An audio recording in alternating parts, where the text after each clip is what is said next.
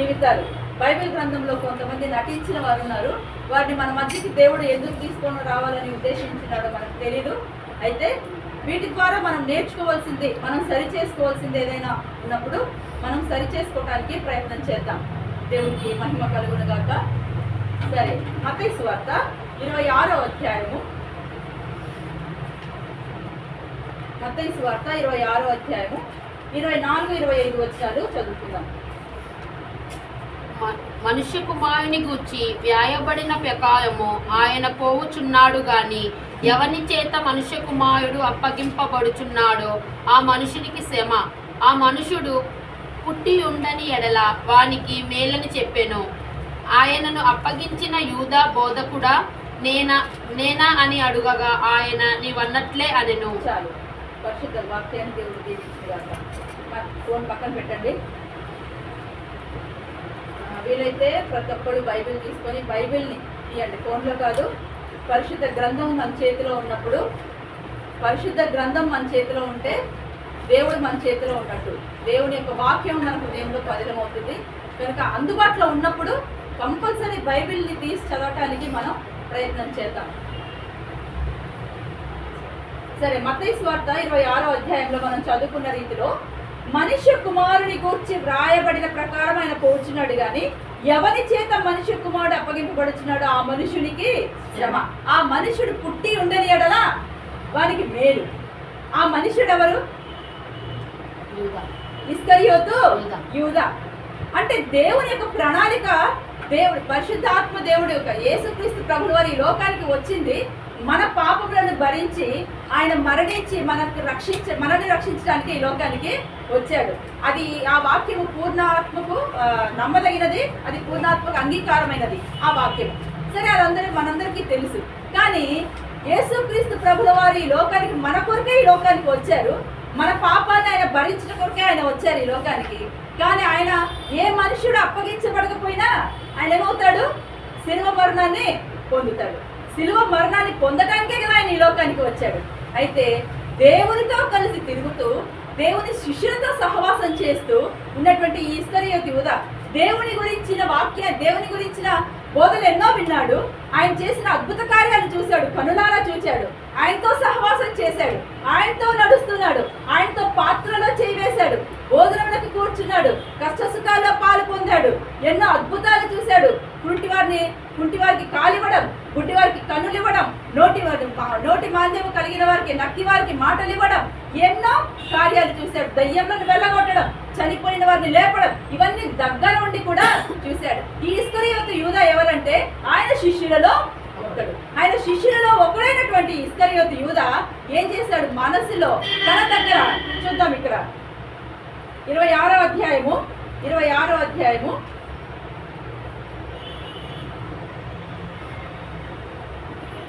14-15 వచ్చినారు. అప్పుడు 12 మందిలోనొకడగు ఇస్కరియోతు యూదా ప్రధాన యాజకుల యొద్దకు వెళ్ళి, నేను ఆయనను మీకు అప్పగించిన ఎడల నాకేమి ఇత్తు అని వారిని అడిగెను. అందుకు వారు 30 వెండి నాణెములు తూచి వానికి ఇచ్చి, వాడప్పటి నుండి ఆయనను అప్పగించుటకు తగిన సమయము కనిపెట్టుచుండెను. ఈ 12 మందిలో ఒకడగు ఇస్కరియోతు యూదా. ఈ 12 మంది ఎవరు? దేవునితో కలిసి నడుస్తున్నటువంటి ఆయన శిష్యులు. మరి శిష్యులు ఎలా ఉంటారు? గురువుకి ఇష్టం వచ్చినట్టుగా ఉంటారు కదా. గురువు ఏం చెప్తారో అదే శిష్యులు కూడా చేస్తారు, దాన్ని పాటిస్తారు. మరి ఈ శిష్యుడు ఏంటంట? ఈ దేవునితో ఉంటూ, ఆయన శిష్యులతో కలిసి ఉంటూ, దేవునితో కలిసి నడుస్తూ ప్రధాన యాజకుల యొద్దకు వెళ్ళాడు. నేను ఆయనను మీకు అప్పగిస్తే నాకేమిస్తారు అని అడుగుతున్నాడు. దేవునితో నేను కలిసి తిరుగుతున్నాను కదా, ఆయనను మీకు అప్పగిస్తాను, నాకేంటంట లాభము? దేవునితో కలిసి తిరుగుతున్నప్పుడు ఏముంటుంది? లాభం ఏముంటుంది? ఈ లోకంలో ఒకవేళ శ్రమలు రావచ్చు, నిందలు రావచ్చు, అవమానాలు రావచ్చు దేవునితో కలిసి నడుస్తున్నప్పుడు. కానీ పరమందు దేవుడి యొక్క ఆశీర్వాదం అది ఎంతో ఉన్నతమైనది, అది వర్ణించలేనిది, అది వర్ణనాతీతమైనది, మన కన్నులకు ఆశ్చర్యం కలిగించేది, మన ఊహకు అందనిది ఆయన కార్యము. అయితే అవన్నీ కూడా తెలుసుకున్నటువంటి ఇస్కరియోతు యూదా ఈ లోకమునకు ఆశపడ్డాడు, ఈ లోకమునకు ధనానికి ఆశపడ్డాడు. అందుకనే నాకేమిస్తారు? అందుకనే ఇంకొక చోటు ఉంది, ఇస్కరియోతు యూదా దగ్గర డబ్బు సంచి ఉందంట. వాడి దగ్గర డబ్బు సంచి ఉంది అని వాక్యం సెలవిస్తుంది. అందుకనే ఏం చేస్తాడంట? నాకు ఏమిస్తారు అని అడిగాడు. అడిగినప్పుడు వారు 30 వెండి నాణెములు తూచి వానికి ఇచ్చారు. అప్పటి నుంచి 30 వెండి నాణాలకి అమ్ముడు పోయాడు.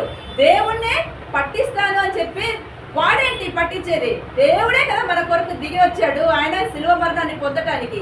అయినప్పటికీ ఈ మనుష్యుడు దేవునితో కలిసి తిరుగుతున్నాడు, దేవునితో సహవాసం చేస్తున్నాడు, నటిస్తున్నాడు దేవుని దగ్గర. మంచిగా ఉన్నట్టు నటిస్తున్నాడు, భక్తిగా ఉన్నట్టు నటిస్తున్నాడు, దేవుని యందు భయభక్తులు కలిగి ఉన్నట్టు నటిస్తున్నాడు. ప్రేమ దేవుని బిడ్డలారా, మధ్యాహ్న కాల సమయంలో మనం ఆలోచించుకుందాము. దేవుని దగ్గరికి వస్తున్నాము, దేవునితో సహవాసం చేస్తున్నాము, దేవుని సన్నిధికి వస్తున్నాం, ప్రార్థన చేస్తున్నాం, బైబిల్ చదువుతున్నాము. మనుషులు కనపడవలనని చేస్తున్నామా? దేవుడు చూడవలనని చూస్తున్నామా? దేవుడు చూడవలనని మన యొక్క భక్తిని దేవుడు చూసే విధంగా. అందుకనే ఒక గ్రంథం అంట, బైబిల్లో ఒక వాక్యం చెప్తుంది, మనుషులు మెచ్చుకునేవాడు యోగ్యుడు కాదు కానీ ప్రభువు మెచ్చుకునేవాడే యోగ్యుడు. ప్రభువు మెచ్చుకునే భక్తి మనము కలిగి జీవించాలి, ప్రభువు మెచ్చుకునే విశ్వాసం మనము కలిగి జీవించాలి. ఈ ఇస్కరియోతు యూదా దేవునితోనే ఉంటున్నాడు కానీ దేవుణ్ణి అప్పగించడానికి తను కారకుడు అయ్యాడు అనమాట. 30 వెండి నాణాలు తుంచి వాడికి ఇచ్చి అప్పటి నుంచి ఆయన ఎప్పుడు అప్పగించాలా అని తగిన సమయాన్ని కనిపెట్టుకొని చూస్తున్నాడు. ప్రియమైన దేవుని బిడ్డారా, ఒకసారి ఆలోచించుకున్నట్టయితే దేవుడు నిన్ను నన్ను ప్రశ్నిస్తున్నాడు. దేవుడు నీ హృదయాన్ని నా హృదయాన్ని చూస్తున్నాడు. ఆయన చూచినప్పుడు మనం ఎలా ఉన్నాం దేవుని సన్నిధిలో? దేవుని దృష్టికి మనం ఏ విధంగా ఉన్నాం? యోగ్యులుగా ఉన్నామా లేక నటించే వారుగా ఉన్నామా? ఒకసారి మనం పరీక్షించుకొని సరి చేసుకోవటం ఎంతైనా అవసరమై ఉన్నది. ప్రేమ దేవుని బిడ్డారా, దేవునితోనే తిరుగుతున్నటువంటి ఈ యూదా, ఇస్కరియోతు యూదా 26వ అధ్యాయము 47 నుంచి చదువుకుందాం. ఆయన ఇంకనూ మాట్లాడుతుండగా 12 మందిలో ఒకడు యూదా వచ్చెను. వానితో కూడా బహుజన సమూహము కత్తులు గుదియలు పట్టుకొని ప్రధాన యాజకుల యొద్ద నుండి ప్రజల పెద్దల నుండి వచ్చెను.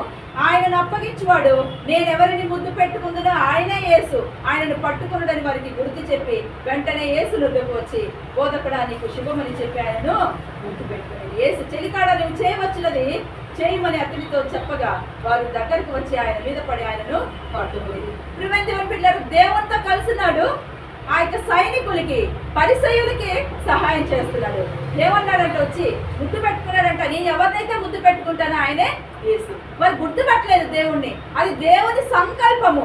దేవుడు ఎప్పుడు అప్పగించబడవలనని సమయం ఉన్నదో ఆ సమయంలోనే దేవుడు అప్పగించబడతాడు కానీ ఎవరికంటే వాళ్ళు. అందుకనే దేవుడు అంటాడు కదా, పేతురు కత్తి తీసుకొని మల్కు అనే ఒక దాసుని చెవి తెగ నరుకుతాడు.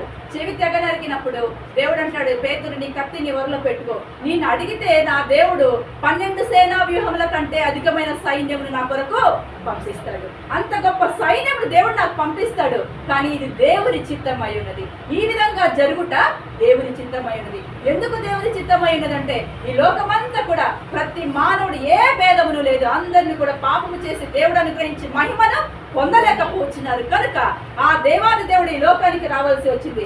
బలుల వలన కాదు కానీ, నైవేద్యముల వల్ల కాదు కానీ, ఎన్ని బలులు సమర్పించినా, ఎన్ని బలులు అర్పించినప్పటికీ ఏ మేకల యొక్క గొడ్ల యొక్క రక్తం వల్ల మనకు పాప క్షమాపణ కలగదు కానీ మనిషి కుమారుని యొక్క రక్తం వలనే మనకు పాప క్షమాపణ కలుగుతుందని దేవాది దేవుడు ఈ లోకానికి మానవుడి వలె ఈ లోకానికి వచ్చినట్టుగా మన బైబిల్ గ్రంథము సెలవిస్తుంది. ప్రేమ దేవుని బిడ్డారా, ఈ లోకానికి వచ్చిన దేవాది దేవుడు మన కొరకు శిలువ యాగాన్ని అర్పించవలసిన దేవాది దేవుడు ఒక మనుషుడు అప్పగించబడాలా?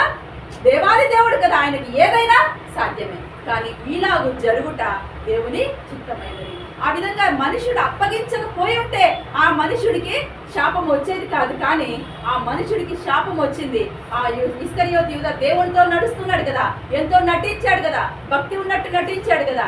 మరి అలాంటి నటించినటువంటి ఇస్కరియోతు యూదా మంచిగా డబ్బులు తీసుకొని హ్యాపీగా ఎంజాయ్ చేశాడా?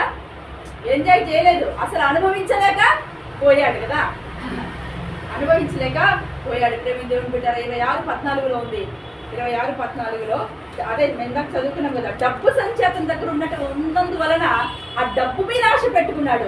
దేవునితో నడుస్తున్నప్పుడు డబ్బు సంచి ఆయనకు కనబడింది. ప్రేమ దేవుని బిడ్డలారా, ఒకసారి ఆలోచిద్దాము. మన దేవునితో నడుస్తున్నాము, ఏ సంచి కలిగి ఉన్నాము?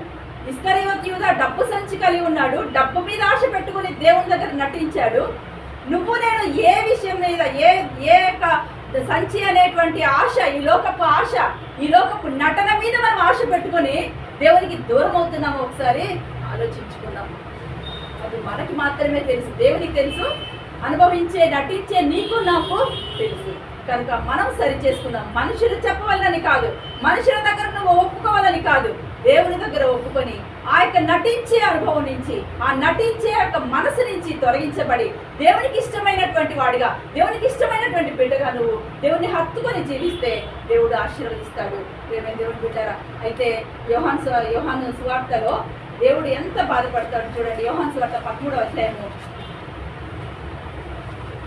21వ వచనంలో యేసు ఈ మాటలు పలికిన తర్వాత ఆత్మలో కలవరపడి మీలో ఒకడు నన్ను అప్పగించని మీతో నిశ్చయంగా చెప్పుచున్నానని రూఢిగా చెప్పి ఆత్మలో కలవరపడుతున్నాడు.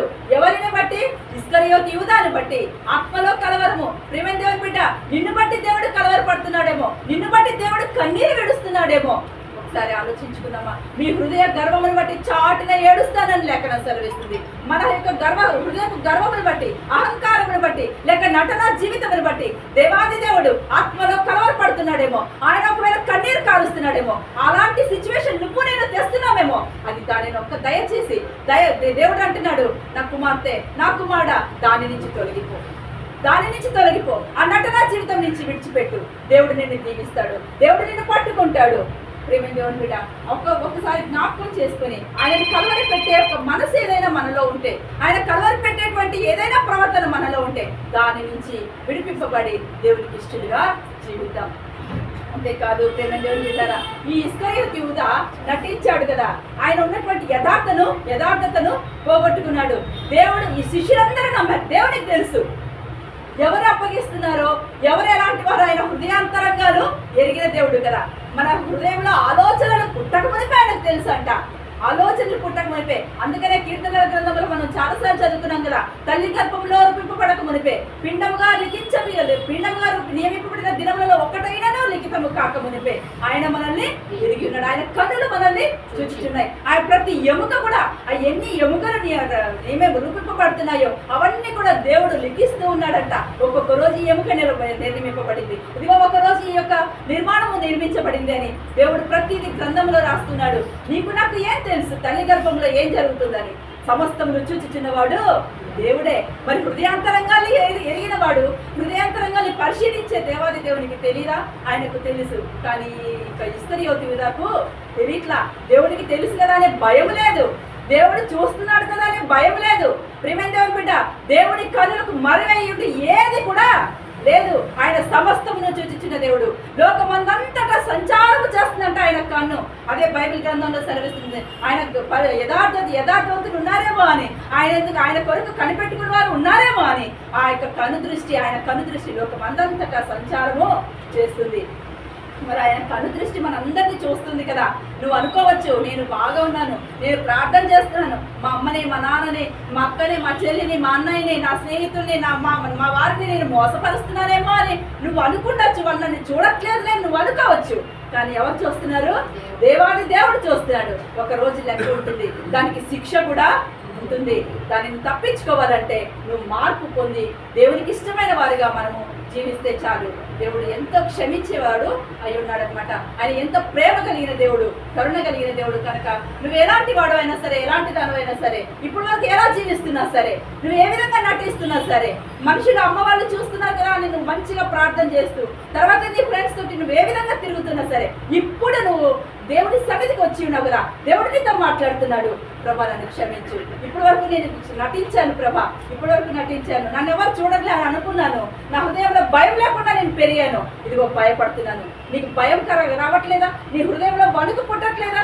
దేవుడు నిన్ను శిక్షించక మునిపే, ఆ శిక్షకు నువ్వు పాత్రుడు కాక మునిపే నువ్వు పశ్చాత్తాపడితే దేవుడు నిన్ను దీవిస్తాడు. ప్రేమ దేవుడు కూడా దేవుని యొక్క మాటలు చులకనగా మనం ఎంత మాత్రము తీసుకోవటానికి వీల్లేదు. 27వ అధ్యాయము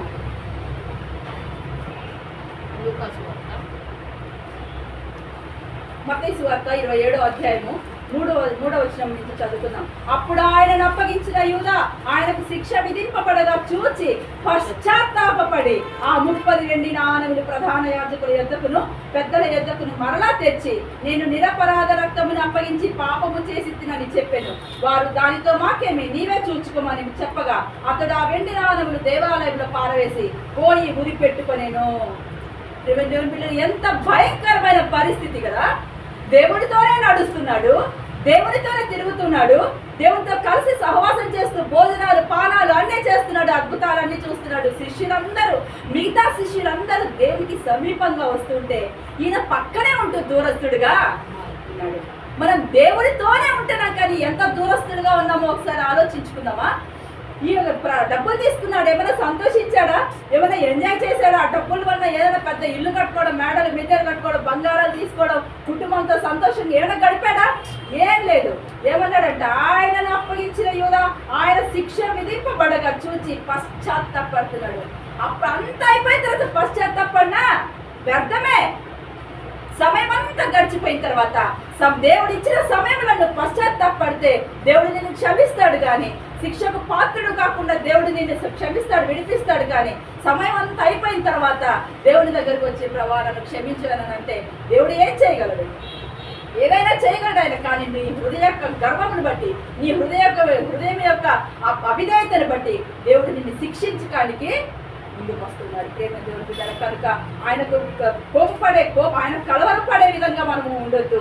ఈ దేవుడు ఇప్పుడు చూడండి, ఆ 30 వెండి నాణెములు ప్రధాన యాజకుల యొద్దకును పెద్దల యొద్దకును మరలా తెచ్చి నేను నిరపరాధ రక్తమును అప్పగించి, నిరపరాధి ఆయనను ముద్దు పెట్టుకుని అప్పగించాను.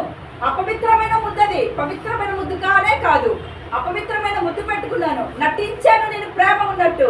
ముద్దు ఎవరు పెట్టుకుంటారు? ప్రేమ ఉన్న వాళ్ళు ముద్దు పెట్టుకుంటారు. కానీ నేను ప్రేమ ఉన్నట్టు నటించాను, ఆయన మీద ప్రేమ ఉన్నట్టు నేను నటించాను. ఇదిగో ఇప్పుడు పశ్చాత్తాపడుతున్నాడు. నేను నటించాను, నేను ఎంతో పెద్ద తప్పు చేశాను. ప్రధాన యాజకులు ఎవరి దగ్గర అయితే 30 వెండి నాణాలు తీసుకున్నాడు, మళ్ళా వాళ్ళ దగ్గరికే వచ్చి ప్రధాన యాజకుల ఎద్దుకును పెద్దల ఎద్దుకును మరలా తెచ్చి నేను నిరపరాధ రక్తం అప్పగించి పాపము చేశాను దాని అని వాళ్ళ దగ్గర వచ్చి చెప్తున్నాడు. పోయి ప్రభు దగ్గర ఒప్పుకున్నాడా? ప్రభు దగ్గర ఒప్పుకున్నట్టే, ప్రభా నన్ను క్షమించు, నేను తప్పు చేశాను. పేతురు ఒప్పుకున్నాడు కదా. పేతురు 3 సార్లు బొంకుతావు అన్నప్పుడు నేను అసలు బొంకరన్నాడు. తర్వాత బొంకిన తర్వాత పశ్చాత్తాపడ్డాడు కదా, బయటికి వెళ్ళి ప్రభా నన్ను క్షమించని.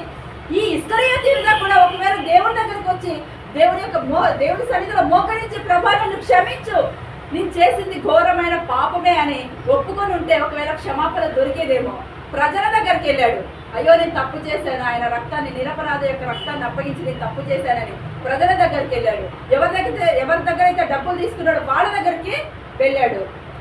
మేమేం చేయమంటావు, మమ్మల్ని ఏం చేయమంటావు అంటున్నారు. మనుషులు అలాగే అంటారు. కానీ దేవుడు ఏమంటాడంటే, ప్రేమ కలిగిన దేవుడు, నాకు మాత్రే నువ్వు పశ్చాత్తాపడుతున్నావా? నీ హృదయాన్ని నేను చూస్తున్నాను, నీ హృదయం బ్రద్దలవుతుంది పశ్చాత్తాపంతో, నేను క్షమిస్తానని దేవుడు అంటాడు. కానీ మనుషులు ఏమంటారంటే, ఇప్పుడు వరకు చేసింది చాలా, మళ్ళీ ఇప్పుడు వచ్చి పెద్ద నిన్ను క్షమించమని అంటున్నావా అనేసి అనొచ్చు. ఒకవేళ మనుషులు తోసివేసేయచ్చు, కానీ దేవాది దేవుడు తోసివేసేవాడు కాదు. ఆయన మనుషుల దగ్గరికి వెళ్ళాడు, వాళ్ళతో చెప్తే వాళ్ళు మేమేం చేయాలని అన్నారు. ఆ డబ్బులన్నీ తీసుకెళ్ళంట దేవాలయంలో పారవేసి పోయి ఉరి పెట్టుకొని చచ్చిపోయాడు. ఆ డబ్బులు ఏం చేసింది? ప్రాణం తీసింది. ఆ నటన ఏం చేసింది? ప్రాణం తీసింది. ఏమైనా దేవుడు బిడ్డలారా, కనుక దేవుని సన్నిధిలో మనం ఏ విధంగా ఉన్నామో పరీక్షించుకుంటే దేవుడు దీవిస్తాడు. అంతేకాదు, 2 సమూయేలు గ్రంథము 13వ అధ్యాయము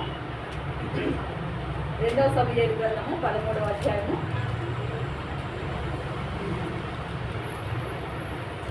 1వ వచనం. తరువాత దావీదు కుమారుడగు అబ్షలోమునకు తామారను ఒక సుందరవతియగు సహోదరి ఉండగా దావీదు కుమారుడగు అమ్నోను ఆమెను మోహించెను. చాలు, ఈ కథ అంతా మనకు తెలిసిందే. ఒకసారి జ్ఞాపకం చేసుకున్నాం. ఈ దావీదుకి చాలా మంది భార్యలు ఉన్నారు కదా. అయితే ఒక భార్య కుమారుడు అమ్నోను, ఇంకొక భార్య కుమారుడు అబ్షలోము తామారు. అయితే ఈ తామారు చాలా అందంగా ఉంది. ఈ అమ్నోను ఏమవుతాడు? తామారుకి అన్నయ్య అవుతాడు. మరి అన్నయ్య అయి ఉండుకొని ఎంతటి దుర్మార్గమైనటువంటి క్రియ, ఎంత దుర్మార్గమైనటువంటి ఆలోచన ఆ యొక్క అమ్నోను చేశాడంటే, తామారు కన్యకైనందున ఆమెను ఏమీ చేయలేక దుర్లభమని గ్రహించి చింతాక్రాంతుడై తన చెల్లెలైన తామారును బట్టి చిక్కిపోయాడు. అమ్నోనుకు మిత్రుడు ఒకడు ఉన్నాడు. ప్రియమైన దేవుని బిడ్డలారా, ఇక్కడ మిత్రుల గురించి కూడా మనం ఎంతో జాగ్రత్తగా ఉండాలి. మిత్రుడు, మన బైబిల్ గ్రంథంలో మిత్రుల మాటలు విని చెడిపోయిన వాడు ఒకడు ఉన్నాడు. రాజ్యాన్ని కూలగొట్టుకుని రెండుగా విభజించిన వాడు ఒకడున్నాడు. ఎవరున్నారు? సొలొమోను కుమారుడైన రెహబాము. రెహబాము పెద్దలు చెప్పిన ఆలోచనని పక్కన పెట్టి మిత్రుల ఆలోచనని అక్కడ అమలు చేశాడు. అప్పుడు ఏమైందంట? ఆ రాజ్యము రెండుగా చీలిపోయింది. ఆ విధంగా మిత్రుల యొక్క ఆలోచనలు, మిత్రుల యొక్క ఎవరితో మనం సహవాసం చేస్తున్నామో అది కూడా జ్ఞాపకం పెట్టుకోవాలి. ప్రేమ దేవుని బిడ్డరా, ఇక్కడ ఈ అమ్నోను ఒక మిత్రుడు ఉన్నాడంటే ఈ అమ్నోనికి అతడు దావీదు సహోదరుడైన షిమ్యా కుమారుడు. అతని పేరు యెహోనాదాబు. ఈ యెహోనాదాబు బహు కపటము గలవాడు. బయటికి మంచిగా నటిస్తూనే ఉన్నాడు, కానీ హృదయంలో ఏముంది? కపటం ఉంది. ఈ కపటము నటిస్తున్నాడు. అయితే ఈ యెహోనాదాబు ఏమంటున్నాడంటే అమ్నోను దగ్గర, రాజకుమారుడైన నీవు నానాటికి చిటిపోటుకు హేతువేమి, సంగతి నాకు తెలియచెప్పవా అని అమ్నోనుతో అనగా, అమ్నోను నా తమ్ముడగు అబ్షాలోము సహోదరి అయిన తామారు నేను మోహించి ఉన్నానని అతనికి చెప్పి. ఎంత దుష్కామ పరిచర్య ఇది, ఎంత దుష్కామ చర్య ఇది. అయితే తమ్ముడు అంటున్నాడు, నా తమ్ముడగు అబ్షాలోము, నా చెల్లెలని చెప్పొచ్చు కదా, నా తమ్ముడగు అబ్షాలోము సహోదరి అయిన తామారుని బట్టి నేను ఈ విధంగా ఆమెను మోహించాను, ఆమెను పొందుకోవాలని ఆశపడుతున్నాను అని చెప్పాడు. ఒక మంచి స్నేహితుడైతే, అరే ఏం మాట్లాడుతున్నావురా నువ్వు, చెల్లిని కోరుకోవడం ఏంట్రా, అది తప్పురా అని చెప్పి ఉండేవాడు. కానీ కపటమైన మనసు కలిగినటువంటి యెహోనాదాబు ఏం చేస్తున్నాడంటే ఒక సలహా ఇస్తున్నాడు. నీవు రోగిమైనట్టు వేషం వేసుకుని నీ మంచం మీద పండుకొని ఉండుము, నీ తండ్రి నిన్ను చూచుటకు వస్తాడు కదా, అప్పుడు నా చెల్లి తామారు చేసిన భోజనాన్ని సిద్ధపరిచి నాకు తీసుకొని వస్తే నేను తినాలనుంది అని మీ నాన్నకు చెప్పు, అప్పుడు మీ నాన్న ఒప్పుకుంటాడు అని ఈ కపటమైన ఆలోచన ఇచ్చాడు. ప్రేమ దేవుని బిడ్డలారా, ఎలాంటి ఆలోచనలను మనం వింటున్నాం, మనం ఎలాంటి ఆలోచనలను ఇస్తున్నాం ఒకసారి మనం జ్ఞాపకం చేసుకోవాలి. అయితే నా చెల్లెలైన తామారు సిద్ధపరిచిన భోజనం నేను కావాలనేసి అన్నాడు కదా, అమ్నోను పడక మీద పడుకున్నాడు, అమ్నోను కాయలా పడినాడు, అంటే ఏదో జబ్బు వచ్చింది, రోగం వచ్చిందని చెప్పి రాజు అయిన దావీదు వస్తాడు. వచ్చినప్పుడు ఏమైందనంటే, నాన్న నాకు ఇలా బాగాలేదు, ఒంట్లో బాగాలేదు, అయితే నా చెల్లి ఉంది కదా, నా కొరకు 2 అప్పములు చేయటకు ఆలోచనలో ఉంది, నా కొరకు 2 అప్పములు చేయటకు సెలవిమ్మని రాజుతో మనం చేస్తే, దావీదు నీ అన్నయ్య అమ్నోని ఇంటికి పోయి అతని కొరకు భోజనం సిద్ధం చేయమని తామారు ఇంటికి వర్తమానం పంపారు. ఇంకా తండ్రి చెప్పిన తర్వాత తామారు, అయ్యో అన్నకి బాగాలేదా అని చెప్పి వస్తుంది కదా, అన్నకు బాగాలేదా అని చెప్పింది అని పాపం ఎంతో ప్రేమతో వాళ్ళ అన్నయ్యకి చేసి పెట్టడానికని వస్తే తన గదిలోనికి పిలిపించుకున్నాడు. అక్కడ తప్పు చేశాడు. తప్పు చేసిన తర్వాత ఎంతైతే ఇష్టపడ్డాడో, ఎంతైతే ఇష్టంతో అక్కడ చెల్లి విషయంలో రోగి అయినట్టుగా నటించాడో, తర్వాత ఆ చెల్లిని పొందుకున్న తర్వాత అంతే ద్వేషంతో బయటికి తోసివేశాడు. దానిని బట్టి ఎంతో దుఃఖంతో ఆ తామారు బయటికి వెళ్ళి, అన్న నాకు ఇలా జరిగిందని తన అన్నయ్యన అబ్షాలోముతో చెప్పినప్పుడు, అప్పటి నుంచి అబ్షాలోము ఏం పెట్టుకుంటాడంటే పగ పెట్టుకుంటాడు, కక్ష పెంచుకుంటాడు, ఎలాగైనా సరే అమ్నోనును దెబ్బతీయాలి అని అనుకుంటాడు. అమ్నోను చేసింది తప్ప కరెక్టా? అది ఎంతో పెద్ద తప్పు కదా. మరి అలాంటి తప్పు నటించాడు, అసలు రోగి అయినట్టుగా నటించాడు. ఎందుకొరకు? చెల్లి కొరకు నటించాడు. మరి ఆ నటించినటువంటి ఆ నటన జీవితము ఆఖరికి ఏం చేసిందంటే అబ్షాలోము ద్వారా చంపబడ్డాడు. ఇదే అధ్యాయంలో చూద్దాం. సేవకులకి చెప్తాడు ఈ అబ్షాలోము ఏం చేస్తాడంటే 13వ అధ్యాయం 23వ వచనం నుంచి ఉంది. అయితే 2 సంవత్సరాలు అయిన తర్వాత 2 సంవత్సరాల వరకు అబ్షాలోము అలా ఓర్చుకొని ఉంటాడు. తర్వాత ఎఫ్రాయిము సమీపమందు బయల్తాజోరులో అబ్షాలోము గొర్రెల బొచ్చు కత్తిరించి కాలములాగా అబ్షాలోము రాజకుమారులందరికీ విందుని పిలిపించాడు. అప్పుడు అందరినీ రాజకుమారులందరినీ విందుని పిలిపించినప్పుడు ఆ విందుకి అమ్నోనును కూడా పిలిపిస్తాడు. అప్పుడు సేవకులకి చెప్తాడు, ఇదిగో నేను ఎప్పుడైతే చెప్తాను బాగా మత్తుడై ఉంటున్నట్టుగా ఆ ద్రాక్షారసం ఎక్కువగా పోయండి అమ్నోనికి అని చెప్తారు.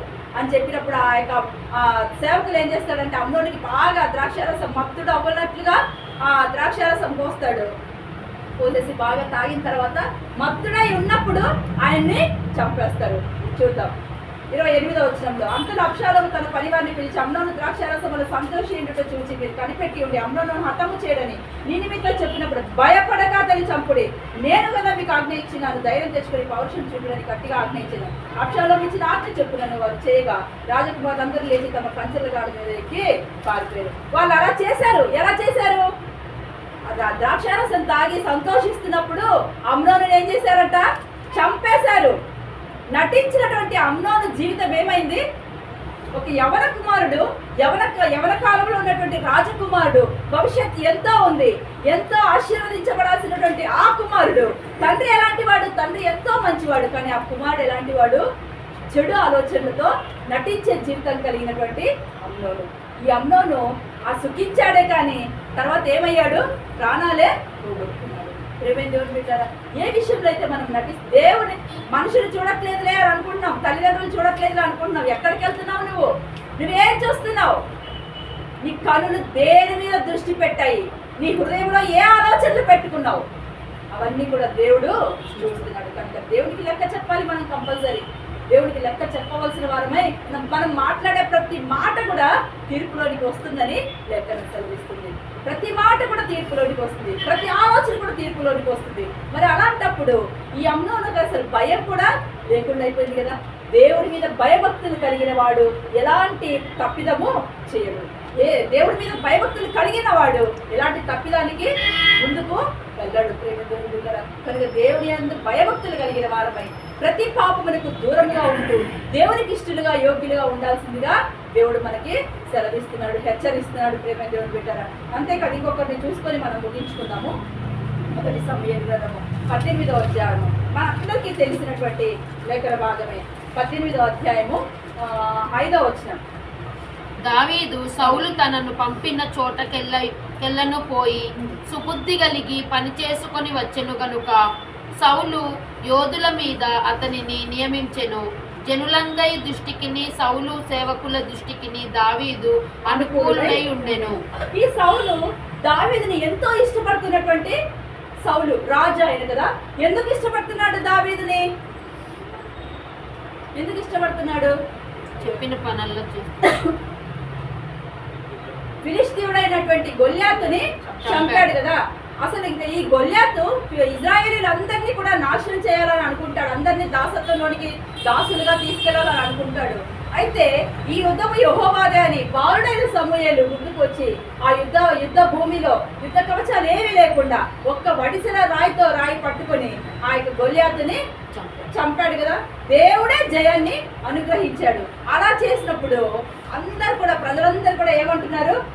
దావీదుకి సౌలుకి 1000 కొలది, దావీదుకి 10,000 కొలది అని అంటున్నప్పుడు అప్పటి వరకు ఇష్టపడుతున్నటువంటి ఈ సౌలు దావీదు మీద విషపు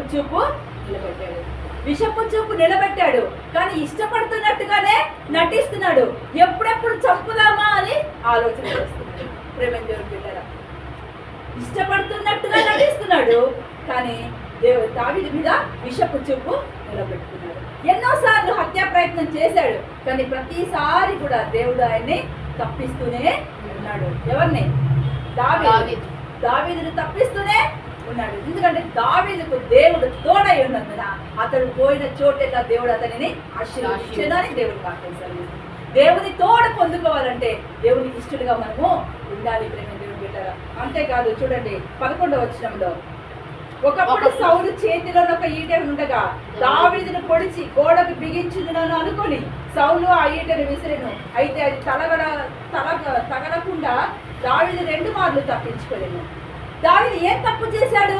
ఈట తీసుకొని విసరడానికి ఏం తప్పు చేయలేదు.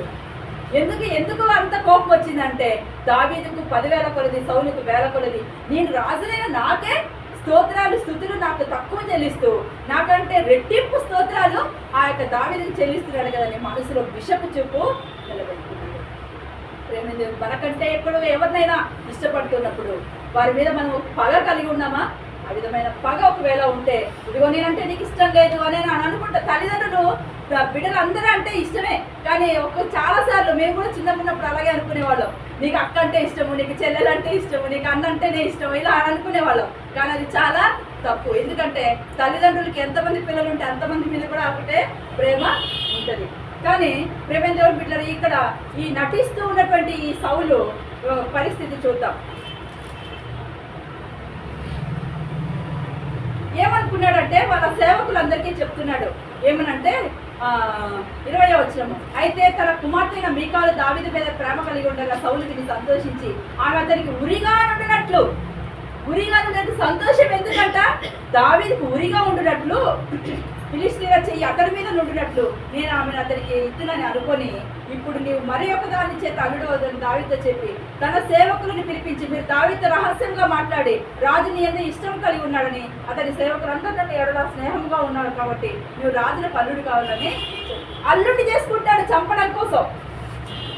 ఆ దావీదు మీద పగతో విషపు చూపు నిలబెట్టినటువంటి ఈ సౌలు చంపడం కోసము అల్లుడిని చేసుకోవటానికి కూడా వెనుకాడలేదు. ప్రేమ అయినప్పటికీ కూడా ఎంతో ప్రేమగా నటిస్తూనే అల్లుడిని దావీదుని చంపాలని అనుకున్నటువంటి సౌలు 28వ వచనంలో, యెహోవా దావీదునకు తోడుగా నుండుటయు తన కుమార్తె అయిన మీకాలతని ప్రేమించుటయు సౌలు చూచి దావీదునకు మరి ఎక్కువగా భయపడుతున్నాడు. దావీదునకు భయపడుతున్నాడు, కానీ దావీదు మీద విషపు చూపు నిలబెట్టాడు. ఎన్నిసార్లు తరుముతున్నాడు దావీదుని, అసలు తన రాజ్యంలో లేకుండా తరిమేస్తున్నాడు దావీదుని. ఎంత దూరం తరిమినప్పటికీ కూడా పట్టుకోగలిగాడా? కానీ 2-3 సందర్భాలలో సౌలుని దావీదు చేతికి దేవుడు అప్పగించాడు, కానీ దావీదు మాత్రం సౌలుని ఏమీ చేయలేడు. ఏం చేశాడు? తను వేసుకున్నటువంటి వస్త్రాన్ని చివరన కొంచెం కట్ చేసి దూరం వెళ్ళి చూపించాడు. రాజు నేను నా తండ్రివైన రాజు అని అంటున్నాడు. మరి అంతటి అభిమానం కలిగినటువంటి ఈ దావీదుని ఎలా చంపాలనుకున్నాడు ఈ సౌలు? కానీ విషపు చూపు నిలబెట్టిన సౌలుగా మనం చూసాను. నటిస్తున్నాడు దావీదు దగ్గర, నేను ప్రేమ ఉన్నట్టుగా నటిస్తున్నాడు. అందుకని సామెతల గ్రంథంలో ఉంది, సామెతల గ్రంథంలో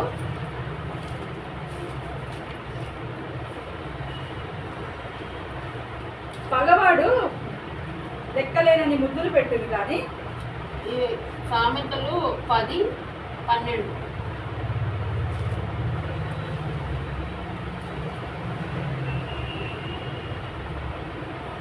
పగ కలహం అడిగాడు. ఈ పగవాడంట ఏం చేస్తాడంట, మనం బాగా వాళ్ళ ఇంటికి వెళ్ళినప్పుడు బాగా తినమని పెడతాడంట. ఇంకా కొంచెం తిను, ఇంకా కొంచెం తిను అని. కానీ ఆంతర్యమున పగ ఉంచుకుంటాడంట, ఆంతర్యమున పగ ఉంచుకుంటాడు. అలాంటి వారిని మనం కనిపెట్టి అలాంటి వారికి దూరంగా ఉండటానికి ప్రయత్నం చేయాలి. ప్రేమించారా? కనుక సౌలు వలె నటించే వారంగా మనం ఉండొద్దు, యూదా వలె నటించే వారుగా ఉండొద్దు. ఈ సౌలు నటించిన తర్వాత ఏమయ్యాడంటే, ఒకసారి అదొకటి చూసుకొని మనం ముగించుకుందాము. 1 సమూయేలు 31వ అధ్యాయము 4వ వచనంలో చూద్దాం. 31వ అధ్యాయము 4వ వచనం. సున్నతి లేని వీరు వచ్చి నన్ను పొడిచి అపహాస్యము చేయకుండానట్లు నీ కత్తి దూసి దాని చేత నన్ను పొడు, మరి తన ఆయుధంలోను మోయి వానితో చెప్పగా అతడు భయం చేత అలాగూ చేయనొల్లకునేను. కనుక సౌలు తన కత్తి పట్టుకుని దాని మీద పడి, సౌలు మరణమాయనని ఆయుధములు మోయబడతారని కత్తి మీద పడి అతన్ని కూడా మరణమైపోయాడు. ఏం చేశాడు? దావీదుని ఎంతగా తరిమాడు కదా. దేవుడు చేసినటువంటి ఆ గొప్ప మేలును జ్ఞాపకం ఉంచుకొని దావీదుని తన సొంత కుమారుడి వల్ల ప్రేమించినట్టయితే దేవుడు తన రాజ్యంలో ఆయనకు స్థిరపరిచేవాడు, తన రాజ్యమును ఇంకా అభివృద్ధి చేసేవాడు, ఇంకా ఆశీర్వదించేవాడు, ఎన్నో అద్భుత కార్యాలు, ఎన్నో విజయాలు దేవుడు ఇచ్చేవాడు. కానీ ఈ సౌలు అలా చేయలేదు. దేవుని యొక్క భయభక్తులు కలిగినటువంటి వాడైన దావీదు మీద విషపు చూపు నిలబెట్టుకున్నాడు. దావీదును తరుముతూ వచ్చాడు, అయినప్పటికీ దేవుడు దావీదుకు తోడై ఉన్నాడు. కానీ సౌలే తుదకు తన కత్తి మీద తనే పడి చనిపోయాడు. కత్తి అందుకనే కదా మనం బైబిల్ గ్రంథంలో చాలా విషయాల్లో గమనిస్తాం. మొర్దెకైను చంపేయాలని ఈ యొక్క హామాను తన భార్యన జెరషుతో కలిపి ఎన్ని అడుగులటువంటి ఉరికొయ్యని పెట్టింది. 30 అడుగులు ఉరికొయ్యని పెట్టినప్పుడు ఆ ఉరికొయ్య ఎవరి కోసం నియమించింది? మొర్దెకై కోసం. కానీ ఎవరు దాని మీద ఉరివేయబడ్డారు? హామానే ఉరివేయబడ్డాడు. ఈ సౌలు కత్తి చేత పట్టుకుని ఎవరిని చంపుదామని పరిగెడుతున్నాడు? దావీదుని చంపుదామని ఎన్నోసార్లు తరుగుతున్నాడు. అయినప్పటికీ కూడా ఆ కత్తి మీద తనే పడి తనే మరణమైనట్టుగా చూస్తున్నాడు. కనుక భగవాని ఇంట మనం క్రొవ్విన ఎద్దు తినట కంటే మనం పేదవాడి దగ్గర ఆకుకూరల భోజనం తినట మేలు అని సామెతల గ్రంథంలో ఉంది. అలాంటి వాటిని మనం కనిపెట్టుకొని దేవుని యందు భయభక్తులు కలిగిన వారమై, జ్ఞానం కలిగిన వారమై ప్రవర్తించినప్పుడు మనం ఎన్నో అపాయాల నుంచి తప్పించబడతాము. అంతేకాదు దేవుని యొద్ద నటించే వారంగా మనము ఉండొద్దు. నీ ఎదురుగా నటించే వారిని కూడా నువ్వు తప్పించుకోవాలి. దేవుని ఎదురు కూడా నువ్వు నటించకుండా తప్పించబడాలి. అలాంటి జీవితం మనం కలిగి ఉన్నప్పుడు సంసోను గురించి మనం చాలా చెప్పుకున్నాం కదా.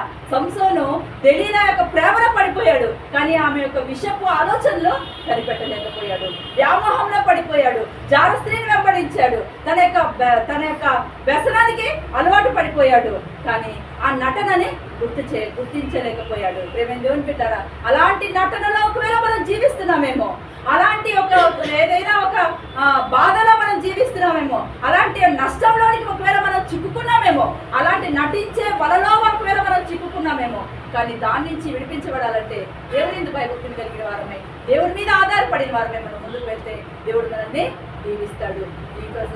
ఇస్కరియోతు యూదా వలె మనం మనుషుల దగ్గర కాదు కానీ పశ్చాత్తాపడాల్సింది దేవుని దగ్గర పశ్చాత్తాపడదాం. దేవుడు అప్పుడు మనందరినీ కూడా దీవించే దేవుడు అయి ఉన్నాడు. ఎవరిని విడిచిపెట్టడు ఆయన, ఎవరిని త్రోసివేయడు ఆయన, అందరినీ ఒకే విధంగా ప్రేమిస్తున్నాడు. మంచి వారిని చెడ్డవారిని ఆయన ప్రేమించేవాడై ఉన్నాడు. కనుక మన చెడుతనం ఏదైనా ఉంటే, నటించే జీవితం ఏదైనా ఉంటే దాని నుంచి తొలగింపబడి దేవునికి ఇష్టలుగా యోగ్యులుగా ఉన్నప్పుడు, దేవుని హత్తుకొని జీవిస్తున్నప్పుడు దేవుడు ఎంతగానో జీవించేవాడై ఉన్నాడు. కనుక మధ్యాహ్న కాల సమయంలో మన హృదయాన్ని దేవునికి సమర్పించుకొని, ఒకవేళ అలాంటి నటన జీవితం ఏదైనా ఒకవేళ ఉంటే, నీకు నాకు మనకి మాత్రమే దేవునికి మాత్రమే తెలిసిన ఆ యొక్క నటన ఏదైతే ఉందో దాని నుంచి విడిపించబడి దేవునికి ఇష్టలుగా యోగ్యులుగా జీవించినప్పుడు దేవుడు మనల్ని ఆదుకునేవాడై ఉన్నాడు, ఆశీర్వదించేవాడే.